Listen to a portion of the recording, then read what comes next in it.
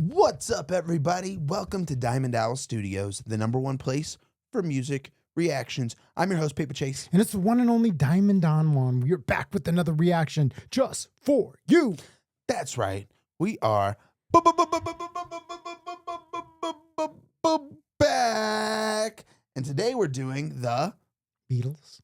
Beatles. God dang, dude. I served it up to you. But yes, today we're doing the Beatles. What song are we doing? I fumbled it. Something in something. We're doing something. It's called something. We're doing something by we're the doing Beatles. something by the Beatles. A little something something. Yes, but I have never heard this. I have no idea what this is. So full transparency.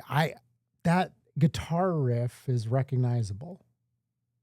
But I don't really remember. I don't know if I've ever listened to like the whole song. Like I probably heard it. That's what I'm getting at. So in reality, you don't know what this is. This is the first time reaction. No, I recognize that guitar riff. Like I remember it from somewhere. God. But I can't recall what the song is about or, the deeper meaning of it. So we're going to dive in and find out today. Don't you just want to hit him? No, I don't know what this is at all, though, but we've done a couple reactions to the Beatles lately, and my love for them is growing because I never got into the Beatles at all, so I'm really excited for this one. Yeah, I feel like we should do some research and figure out like how many albums they dropped because I feel like they have a pretty deep catalog of music. Pretty girthy catalog. Very thick and girthy catalog. All right, let's get into this.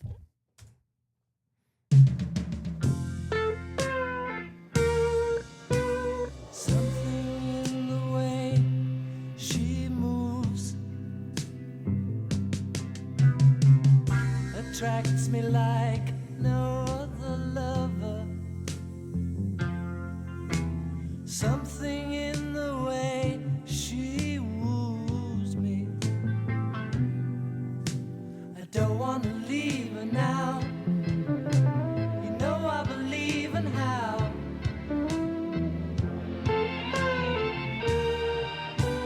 Somewhere in her smile, she knows that I don't need no other lover.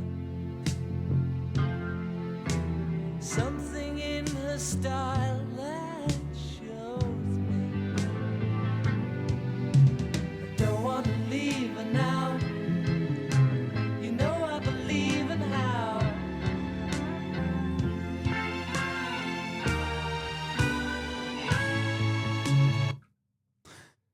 Yeah, I mean, I feel like that was a little early preemptive of a pause, but When's a good place to pause? after the chorus. But hey, we're going to roll with it.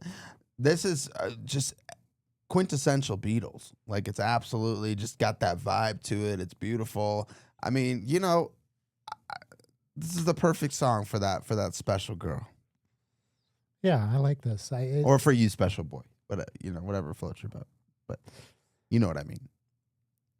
This might be my favorite song that we've reacted to from the Beatles. Really? Yeah, I just like it. It's just like mellow, and I think it just like gets to that, point of just like having that feeling, that attraction to somebody that you can't even necessarily put into words or describe.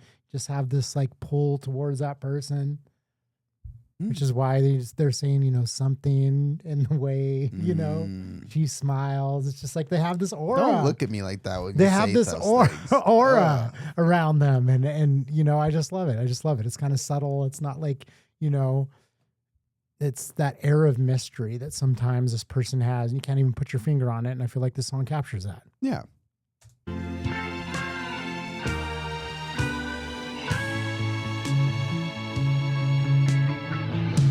You're asking me will my love grow? I don't know.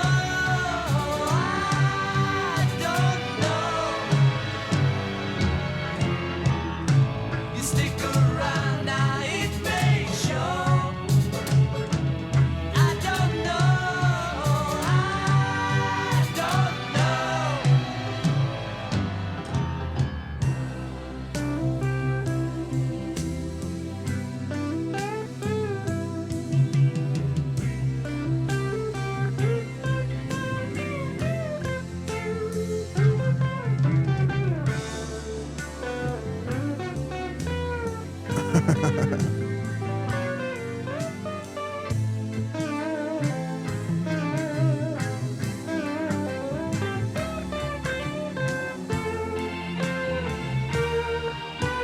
Something in the way she knows, and all I have to do is think of her. Something in the things she shows me. I don't want to leave her now. You know I believe in how.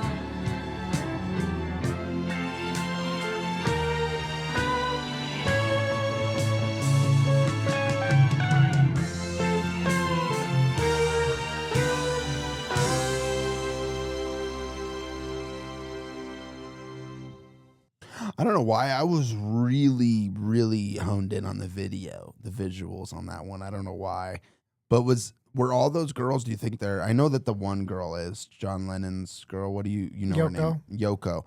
But do you think the other girls were all their actual girlfriends? I was kind of wondering about that because I kind of got that vibe, and I thought that was pretty cool. Just like capturing that moment in time, and even like the little scene with the dog. You know what I mean? Just, Look at this comment. The video is actually pretty sad when you come to realize that at the point of filming this, the Beatles had grown so far apart they had decided to film their own parts at their own homes rather than come together and record it as a group. The video was also shot when McCartney fell into a deep depression over realizing that the Beatles were over, and you can really see it in his untidy appearance. Okay. That's sad. We didn't need to know that.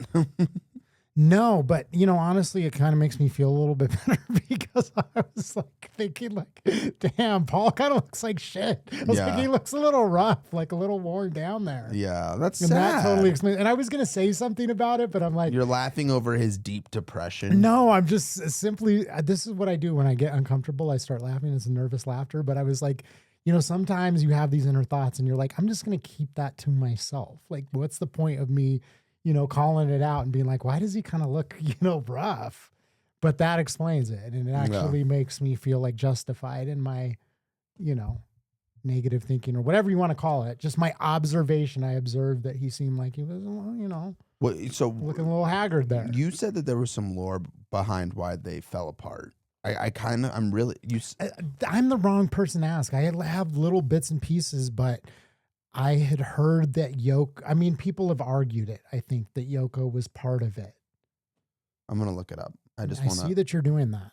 Yeah, because I am curious, like, when this album came out. So the break of the Beatles around 1969 to 1970 wasn't caused by one single event. It was a slow buildup of personal, business, and creative tensions between the four members. Here are the biggest reasons. Creative differences. By the late 1960s, each Beatle had very different musical ideas. Kind of just explains what their different ideas was. The death of their manager, Brian Epstein, died in 1967. Epstein had been the mediator who kept everyone working together and handled business disputes after he died. The band struggled with financial decisions. Arguments about management started. Leadership fights began. Business disputes. One of the biggest fights involves who should manage the band's finances. Lennon, Harrison, and Starr wanted Alan Klein. McCartney wanted his in-laws' firms, Eastman and Eastman. This disagreement created a serious split inside the band. Yoko Ono and personal changes. When Lennon started a relationship with Yoko Ono, she began spending time in the studio with the band. This was unusual because the Beatles had an unwritten rule that partners weren't present during recording sessions. While Yoko didn't directly cause the breakup, her presence symbolized how Lennon was emotionally and creatively moving away from the band. And then there's a bunch of other reasons. It says they had outgrown the band. So, okay, so that makes sense. Yeah, and it's something that we've talked about is that getting personalities together to be able to creatively work together is just so challenging and so complicated. And it makes me wonder, I mean, there's still great bands, but I feel like it's becoming less of a thing. Mm-hmm. Right? Just like in the modern era, because you're able to like outsource so much production and like so many elements of the music, process. Like nowadays, so much of it really is like this scripted and kind of like, I don't want to say but the reality is like, look, you got songwriters that write the songs and then shop them around, which has always kind of been a thing. And there's nothing against it, but I feel like it's more predominant now where you'll get certain pop stars and it's like, okay, we can get somebody to play, the instruments. We can get somebody to write or produce, the music and then shop it around and, whoever has the right image or whatever, that's well. Think about how much more marketable and long term, the longevity of doing it that way. Yes. Is having one center person be kind of everything, and then you just fill in all the pieces around them. Yeah. And it's. I mean, it's hard to keep, the two of us together doing freaking sitting down watching. It's perfect reactions. because when you're like, oh, great pausing, I was about to throw this keyboard at you and be like, well, then you fucking control it. How about that? You're so great at pausing. You know when to pause. Why don't you fucking do the pausing? Yeah, I mean, but that's the thing. It's hard to keep. I've been in bands before, bands with multiple people, and the fact is it's so hard to get. Not only like everybody on the same page work ethic wise, like, I was always a really, really hard worker and I realized I was putting all this time into the band when other people in the band couldn't care a fuck less, it felt like, you know, they were just along for the ride. And then, creative differences, whatever else it might be, and I understand that too. I used to make music with Black Pegasus and like we both had a pretty good work ethic. We both were, on the same page as far as that went, but he always wanted to write songs about hot girls and you wanted to write songs about hot guys. It's like, yeah, so there you go. So then we're like, no, the chorus should be like, big booty thing. Throw that ass back at me, Mr. You're like, no, I think we should add hairy booty thing. Yeah, into that. exactly. But thank you guys for watching, man. I know we always get off on a little side tangent, but the Beatles is just one of those bands that, are so historically significant that I feel like it warrants a lot of conversations. Yeah, because part of, there's the reaction aspect, but I'm very interested in the creative process as well.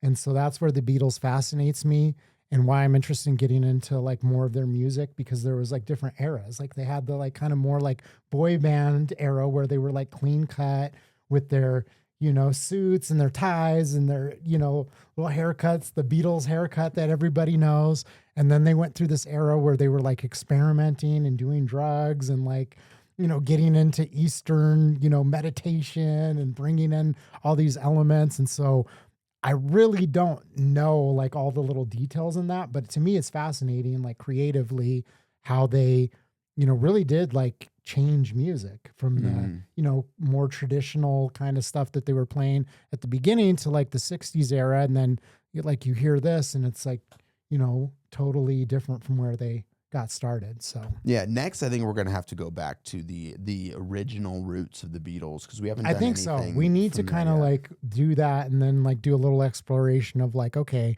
like what album did this come off of? You know what I mean? Like I think that would be fun to kind of get into some of the history of it and like the different albums and transitions and influences of like how did they, come up with some of this music. 100%.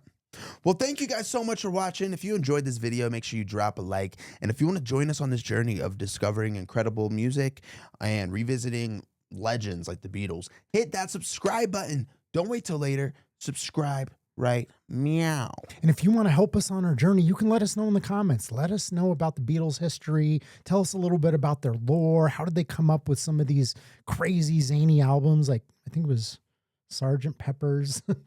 Yeah, Yellow Submarine. The Yellow Submarine. I remember watching like a Yellow Submarine cartoon when I was really young. Exactly. Like give us some of the lore, some of the influences, some of the stories that only you know. We could, just ask Google or Chat GPT, but why? When we have you. We got you, GPT. Exactly. Thanks for watching, guys. We'll see you on the next one. Peace.